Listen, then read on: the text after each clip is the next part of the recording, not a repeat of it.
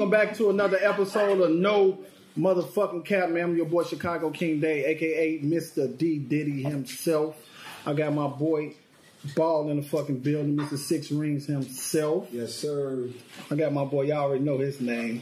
Skrill Tell the Motherfucking Truth, Bush. Yes, sir. Today, man, we missing Jazzy Wazzy. She'll be back next episode, so all the fellas that's drooling over her, keep drooling, she'll be back. But I got some special people in the building today, man. I got my boy Will, the legend Gates. I'm giving everybody, I'm the new dirt guy here. I'm giving everybody nicknames. Right. I take it. What's the business? Man, it's all good, man. I'm happy to be here, man. Y'all my family. Shit. Yeah, let's get it. I ain't gonna lie, we happy to have you in the building, man. Absolutely. You're a real legend. I wouldn't miss you for nothing in the world, I ain't gonna lie to you. I just seen the picture. You probably you was 19 on the picture filming with the stocking cap on, looking like Day Out Friday. I'm like, this nigga really been doing this shit for a long ass time. From Inglewood too. Oh man, shout out to Inglewood, man. With an E. Hey man, with an E. With the E. Oh yeah, With the okay. E, man. You know what? I ain't never even paid that attention. That's the difference from Cali, right? Yeah, it's with an I. The I. Yeah. So they insane and what? What the E? Shit, East side, Inglewood. It's two fucked up places, so. Definitely is, man. To the left of me, man, I got Mr. Larry Hoover Jr., right? Yeah. Second, third, what? Just Junior? Man, I'm the third. I'm Larry Hoover Jr. the second. I got another brother, Larry. Yeah. Yes. Yeah, most definitely, man. But I'm Junior, so. Junior, how that feel to be a junior? Larry Hoover Jr. He's the third. It caused a little bit of extra attention. Yeah. You like the attention or? Sometimes. Yeah. It go both ways, you know what I mean? Sometimes it's good, sometimes it's all wow. Oh, wow. Because I don't know really how I be acting being Larry Hoover Jr.'s son. Like, I can just imagine right now running a podcast. I'm calling Puffy. Bitch ass nigga, you know what my daddy is, nigga. Hey, y'all got Wallow and them, nigga. Pick us up tonight. Like, I probably be talking crazy than motherfucker. Hey, you gonna have to act accordingly because they gonna look at you differently. Yeah, if you right. You Larry Hoover's son. Yeah, most definitely. They gonna take it for real. Yeah, most definitely. I've been paying attention to the whole movement, everything that you got going on, and I see that you're a very educated man. You know what I'm saying? Most people will be thinking you being Larry Hoover's son, being from Chicago, that you might be a little wild, you getting up here, your hat cocked and all that, but me just being around Chicago, I ain't really never seen you in the streets or nothing like that. Like, I mean, my father was pushing for me to do things the way he wanted them to be done, so I'm kind of like I'm a blueprint of the blueprint. You know what I mean? I'm what growth and development is. I've been making myself a part of society. You know, I went to school. I worked this job for 22 years. I'm married. I got 2 kids, and I've been in their life. You know what I mean? He was trying to teach young men how to be a part of society, quit being outcasts, and, you know, just move into the world, stay out to jails, and, you know, start fighting for each other and changes in our community. And I'm just an example of that, you know. Most definitely. I seen everything, so that was the benefit of being Larry Hoover Jr. I got to see the streets. I got to see the education. I got to see business world. I got to see a little bit of everything. Entertainment, see it all. Yeah, most definitely. So with you being Hoover's son, with him just being your dad, and I know he was pushing you to stay out the streets and stuff, and with him not being around, what else motivated you to stay out the streets? So when I was younger, you know what I mean, I took my chance and jumped off the porch. I thought I was going to be out there in the streets. That didn't last for a long time. My best friend got killed when I was like 16 years old. Mm-hmm. And I had to make a decision at that point, like, what do I want to do about this? And as I'm thinking, what do I want to do about it, I'm thinking about all the consequences and if it don't go right and what could happen with this. And with that being my partner in crime and, you know, the person that I loved out there in the streets, you know, I made the decision that I didn't want to deal with what might happen if it didn't go right, along with my father telling me, like, man, go to school and don't worry about none of that. You know what I mean? Mm-hmm. It is what it is as far as this is concerned. You go worry about being a part of society. We're trying to get businesses going. You go learn how to run these businesses. You go find out about, you go do business education or something so you can run the things that we were getting going, you know, because we We was doing concerts. We had clothing companies. We had a bunch of stuff that I was looking forward to running. Taking over, yeah. Most definitely. Your story, it reminded me of me when I was growing up and I was a kid. Like, you know what was that, like Boys in the Hood? Or when he was in the back of the car, like Trey pulling the car over. I went through that as a shorty. I thought I was ready for this shit. Jumped off the porch. I'm like, yeah, we finna go do this shit. Right. In the back of the car, I was on the same side that he was on, poop like a motherfucker in the back of that car. You know what I'm saying? So it's okay to be yourself. You ain't gotta do all that shit. So you know what I'm saying? I salute you really for picking a different path, because I know growing up in Chicago, being an inner city kid, like that's challenging. You know what I'm saying? Oh yeah, it was definitely there. Like by the time I went away to college, as far as associates of people that I knew that's no longer here with us, it was just ridiculous. I had met so many people that's just not here no more. You know what I mean? Like, so yeah, definitely coming up in Chicago and trying to make a choice of doing the right thing compared to the common thing. You know what I mean? That was, it's a little rough making that decision, because I see that's what they're going through now. Do the right thing or do the common thing. Do what's in your face. And, I decided to do what was right. And I also had a person in my ear to help guide me in the right direction, too. And when it happens that your father is Larry Hoover and you feel like he might be able to touch you if you're not doing what you're supposed to be doing, that kind of helps. Yeah, most definitely. I wanted to speak on about an incident that happened like in this area. I'm pretty sure y'all heard that the 15-year-old boy. Let me take this out. I don't know why the fuck I still got this in my ear. And ain't nobody tell me. Zay, why you tell me this? Take that for me. But it was an incident going on with around the corner. The kid, 15 years old, about a week and a half ago, leaving the military school, and he was gunned down by another 15-year-old kid. Who was on house arrest? Yeah, who was on house arrest. Damn. Right. Which one was on house arrest? The one that did the killing. Oh, wow. And you being from Inglewood, like what's going on with the kids that he would even risk himself with a monitor around his ankle and just go out. First of all, I think they said that he stole a car to go do the drill, then did the drill and got caught 20 seconds later, so he didn't even get a chance to celebrate. Like, what's going through these kids' heads? Who's out here really telling them, like, yeah, go and kill a nigga? Is it the music or, like, what's going on? And you from Inglewood, so I know you know a little something. So I don't know. I mean, people always try to put it off on the music. I don't agree with that, because you look back in the 1920s, 30s, what the fuck was Al Capone listening to? Smooth jazz. You know what I'm saying? They still was killing shit. They listening to jazz? Yeah. So it's not the music. I think it's just the way. It's the way the fucking system is designed. Because I ain't gonna lie, I was that little kid, bro. My mother, and my father, they dealt with drug addiction. So every fucking day I would go to school. I got kids teasing me, your mama hype, your daddy cool. So I'm angry, you know what I mean? And I don't know how to fucking transfer this anger, so I'm fighting. I'm acting out. I'm acting a damn fool. I don't care what the teacher's gonna do to me, because my mom don't give a fuck no way. She high, my dad don't give a fuck. I get suspended. Shit, I'm at home with them getting high. Ain't no repercussions. You see them? Sure. So I just think it's a lot of kids out here, man, that lacks guidance. They lack guidance and hope. You feel me? Because one thing about being from Inglewood, bro, it's a lot of hopelessness. Like, I'm a film director, bro.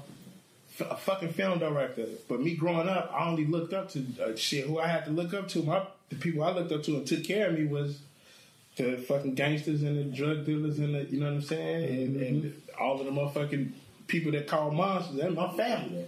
You feel me? So I just think that it's just fucking repeating. History's gonna continue to repeat itself over and over again, bro. And by me being a filmmaker, I've seen footage from the 20s, the 30s, the 60s, the 50s, that we all share the same story. Lack of resources, lack of money, lack of hope, lack of fucking education, lack of we don't even got no after school programs. You see what I'm saying? Right. So even me as a kid, shit we used to do for fun. We used to bust out car windows with fucking spark plugs. Spark plugs. He just talked about that shit. No bullshit. Little boom. That shit was amazing to us. That little white piece would take a whole 12-foot wooden down. That was fun for us. So we would fucking burn up garages. So I stayed on 70th in Marsfield, right across the street from the bus barn. We'd go over there, take the fucking fire extinguishers from the bus, spray them bitches in the alley, smoke clouds, like, because we didn't have knocking out pipes and shit. Yeah, we didn't have real life. That was the thing, bro. Beating up heights, bro. Like beating up heights. Just reckless shit because what they say. Yeah, what they say. The idle mind is the devil's playground. And I'm real life. Can tell you, bro. I had a lot of fucking idle times, bro. I was a terror. Like, he was wild ass. And I don't know. High school, grammar school. I don't know about that. I was Will Gates. Hey, he was funny as fuck. Look, comedian. I ain't never know that part though. Look, I ain't never know we were so close. No? He was a gang Can member. you imagine a fucking kid angry as fuck? I got some thick pop bottle ass glasses. A nigga come up to me and do some shit like this, like touch my shit. But he not knowing I'm with the shit. So as soon as he do that, I'm boop, boop, boop. No, you got to talk Chicago. You know what I'm saying? Yeah. What did Shorty say? Boom. Because I come from a big country ass family. My family from 35th. You know what I'm saying? They migrated from Mississippi. You know what I'm saying? My dad was one of 12, the oldest. So I got a fucking... So my sisters didn't beat my ass. My cousin, the gladiator school was already... I know how to throw these bitches. So I'm beating motherfuckers up. And then... Well, you know it. Everybody want to crack jokes and shit with me, be my friend now, because they know. You got the head. Nah, folks ain't Steve Urkel. You got to call them Will Gates. Motherfuckers, you Steve Urkel. Cool. Next motherfucker call me Steve Urkel. I'm rocking the ass. Steve Urkel. You got a story like me. But we wasn't 16-year-olds. Yeah. Shit either, though. Wow. But I can tell you, it damn near did get to that point. It was just now, though, it's fucking, I don't know where the fuck these guns is coming from.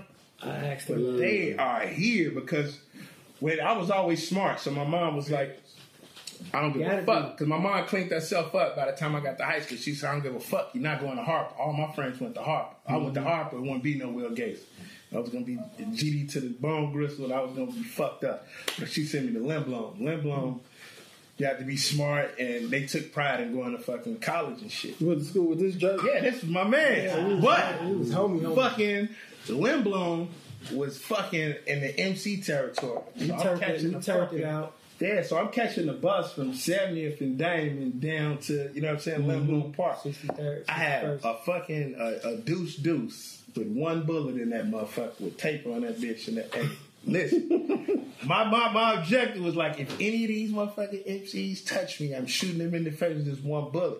But we never got to that point. But my point is, now these kids got switches and 30s. Yeah. You feel me? They got that ain't shit. going That shit costs a G too. Yeah, no, that's what I'm saying. But you got gotta think though, the things that they costs a G. but the things they do to make money, bro, is so much easier, bro. Like for us, like for me, my first job was I counted money for the older dope dealers. I counted all the ones and the fives and shit. That was my job. First job, 12 years old. But now these kids can fucking crack a car, boom, they $20 up. They ain't gotta sell nobody packs. They ain't listen to nobody. They ain't gotta sell nobody pack. They not impressed by your foreign because they got one. They ain't fucking. But it's little niggas out with no money with $1,200 Glocks, bro. A lot of them ain't got a pair of clean shoes. Nigga, they walking around with Crocs on. That's what Crocs on. Switches that cost $1,600 fucking dollars. And to answer Dave's question, I think it's a lack of value on freedom. Like a 15-year-old, you know you about to get caught. I don't think they know. Freedom in life. I think it's a lack of value but totally on both of those. But it's never been a shortage on fucking prisons, bro. So you can't say that. Yeah. Motherfuckers been getting locked up since the chain gangs, bro. Yeah, that's The fact. chain gangs, this system is designed for us to fail. Yeah. Period, bro. Period. So you got the chain gang, that's free labor. So that you think about it, a grammar school, a school is fucking that is set up just like it's an institution. Now it's an institution, right? They want us to wear fucking uniforms. They give us bullshit food, stand in line. Gates on the window. Yeah, they don't want you to think for. They don't want you to forward think. You got fucking 30 minutes of gym or recess, Nah, for real. and then boom. It's overcrowded. Right, we had this class back in our day. There's 40 motherfuckers in our day. You see that class picture? We just 40 motherfuckers. Flashbacks, bro. That bitch just like the you county feel me? jail. So you think about it, it's the same shit as always metal been. tables in the lunchroom with the slop on the. It's just like it, bro. They ain't crazy. They been fucking us up. Institutionalized. How you feel about that? I mean, well, As far as like the killings with the young kids and stuff like that. man, I wouldn't put it. I just want to put it on the. So I wouldn't just put it on music and entertainment, but I believe that plays a role. Not just music; it's been in movies. You know what I mean? Even the movies that the white folks was doing before it got to the stuff that we was doing. Is movies, is entertainment, is household, parenting. It's parenting. It's just us being have-nots and you know what I mean, trying to survive. It's you know, like he said, it's hopelessness because we don't know that it's possible to do something different. You know, we scared of each other. Everybody got these guns. They know that they got these guns. It's like I got to get the ups on the next person before he put the ups on me. If everybody talking about shooting and you really see people shooting, and the situation come up, what you gonna do? You go shoot first, or you gonna be the one that gets shot? You know what I mean? And then it's a lack of understanding. You know, my old man told me that you can't kill everybody, and everybody ain't worth killing. You know, right now, in their mind, it's like for any situation, somebody needs to die. Just if you are angry, it's worth somebody dying. Like they don't even think about the fact that you may be trading your life for this person right here. So the question is this person even worth your life? Right. Like they don't even think about that. Like it's just like they being misled. There's no guidance, and there's no guidance at home. They not taking no guidance from nobody else as far as male figures. They don't know nothing about respect. Men are walking away from their families. They're not raising their sons. Their mamas is telling them that you don't gotta listen to nobody but me. Right. So they go to school. They don't respect the teachers. Like it's like we need a whole new. We need a paradigm shift. We need a different way of thinking. You know what I mean? And I think it's got to start with the young kids. I don't know what's going to happen with the teenagers and the older kids that's set in their ways and trying not. They don't want to hear what you're saying. Right. But like we got to take these babies and start introducing them to the right things and letting them see this nonsense for what it is. And you know, people act like it's cool. They keep talking about it like, oh, that's a G. He a gangster and Shorty got down and blah blah. Excuse me. No, Shorty, you just killed somebody's kids. You just ruined your own life. You just fucked up a whole family. You know what I mean? And everybody talking about it like rah, rah, rah. And it's bullshit. It ain't rah, rah, rah. It's horrible. You know? And like I said, but it comes from our society. It's capitalism. Somebody got to be at the bottom. And we the ones at the bottom. And right now, we're trying to survive. We fucking each other over. That's tough. You know what I mean? We can't come together and fight to bring each other up. We just trying to see what we can get because don't nobody have shit. And don't nobody believe that you can get shit. If your family has been in the projects and in a bad situation all these years and you don't know what it takes to educate yourself and get up out of this, what you gonna do? You gonna go follow the path that's been set before you. And you gonna keep doing the same thing. So I mean, it's a big deal. It's gonna be hard to make some change. Some changes can be made. You know what I mean? We can't never give up on it. It might not even be while we're allowed to see it. But, you know what I mean? We just can't give up on it. We got to keep putting that information out there. Keep trying to set up these programs in the schools that's not there like they were. It's some, but it's not enough. You know what I mean? Everybody got to do their part. We got a good start on it, though. If our coaches just follow suit with old girl with her son. We got it. Girl, she turned her son in that. on the train. He was doing a little robberies on the train. I just read that today. Yeah, she seen his ass. That's a good start.